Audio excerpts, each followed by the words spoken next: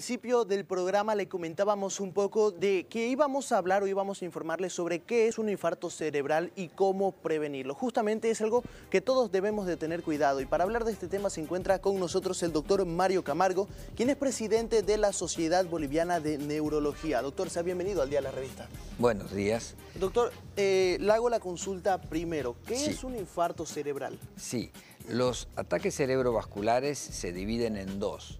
Los infartos cerebrales o las embolias cerebrales o el ataque cerebrovascular isquémico, que es cuando se tapa una arteria.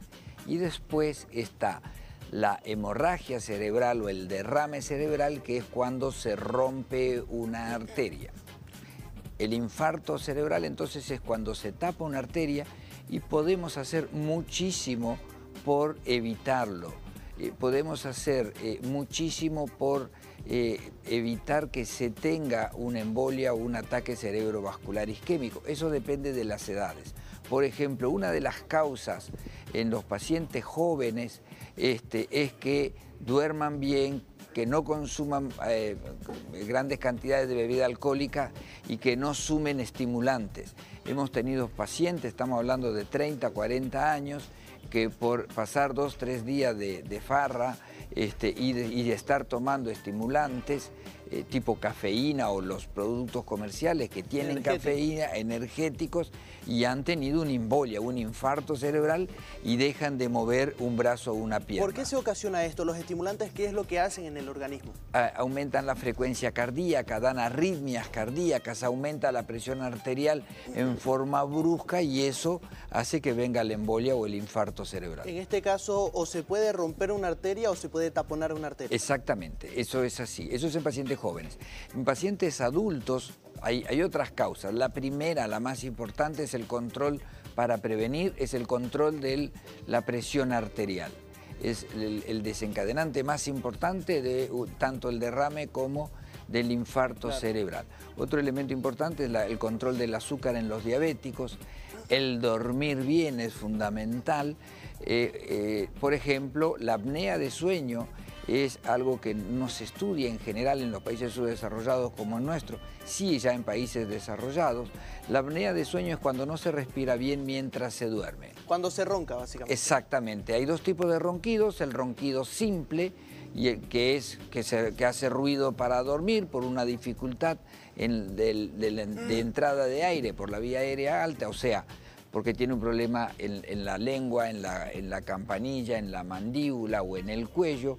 La gente que tiene un cuello ancho, que usa una camisa más de 16,5, tiene predisposición a tener aumento de peso, a tener sueño durante el día y a tener presión alta. Atención con esto entonces a toda la población, doctor. Muchas personas piensan que cuando uno ronca es significado de que está durmiendo bien.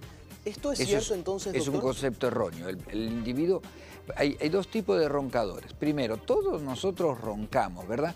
Si yo hago una ingesta copiosa de alimento, si ingiero bebida alcohólica, si tomo algo para un resfrío, para una alergia, puedo roncar, pero es un ronquido simple.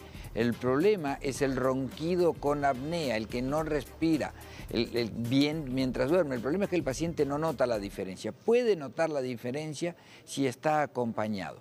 Por ejemplo, un ronquido simple hace esto. Un ronquido con apnea hace... Y se atora. No se entera el paciente. El que se entera es el que está durmiendo con el paciente. Y si no hay nadie durmiendo al lado, puede pasarse. El sueño tiene 5 etapas, ¿verdad? Entonces, en la etapa 1 y 2 es el sueño superficial, en la 3, 4 y REM es el sueño profundo. Entonces, el paciente deja de respirar y estaba en entrada en sueño profundo, etapa 3 o 4, y sube a etapa 1 o 2.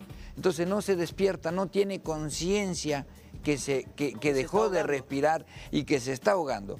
Pero la que está durmiendo o el que está durmiendo al lado, porque se da en hombres y en mujeres, sí se da cuenta, sí se angustia, pero el individuo no le cree porque él no se enteró que dejó de respirar mientras duerme. Ahora, doctor, esta apnea de sueño, estos ronquidos, ¿cómo pueden afectar entonces a que pueda originarse un infarto cerebral, doctor? Y bueno, la apnea de sueño hace que aumente la presión arterial, hace que aumente de peso. El paciente, pese a que hace dieta, no va a bajar porque no resuelve el problema que es la apnea de sueño, le causa dislipemia, le causa azúcar alto, y además le puede producir durante el sueño muerte súbita, embolia cerebral o derrame cerebral e infarto cardíaco, porque así como afecta el cerebro, afecta también al corazón, entonces tienen mayor predisposición a que se les tape las arterias. Una de las causas, los que estudian mucho el tema del ronquido con la apnea del sueño y siempre preguntan en la consulta son los cardiólogos, porque ellos saben que un paciente que no se controla la presión arterial, que usa una camisa de cuello más de 16,5, 17, que tiene sobrepeso y que tiene presión arterial que no puede controlarlo con 1, 2, 3 o 4 medicamentos, es porque durante las 6 o 8 horas del sueño no está durmiendo bien, está durmiendo respirando mal y eso le produce que no pueda controlar la presión arterial. Doctor, para ir cerrando ya esta entrevista, ¿qué secuelas puede dejarle a una persona un infarto cerebral? Algunas pierden la vida, pero otras quedan con algunas secuelas. ¿Cuáles son? Sí, 2 puntos. Primero, ¿cómo hacemos?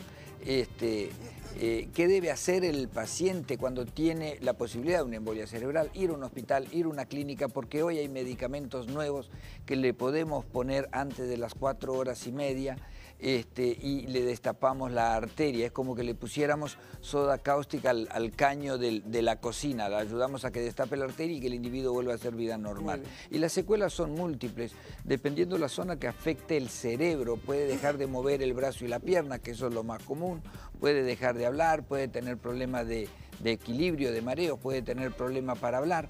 O sea, el cerebro es una computadora, entonces la zona que afecte el cerebro, esa es la consecuencia que va a tener el paciente. Perfecto, doctor. Hay que tener mucho cuidado entonces con los infartos cerebrales porque pueden ser bastante riesgosos. Doctor Mario Camargo, presidente de la Sociedad Boliviana de Neurología, estuvo con nosotros en Al Día de la Revista. Muchas gracias, doctor, por su presencia. Y Gracias. continuamos con más luego de estos consejos.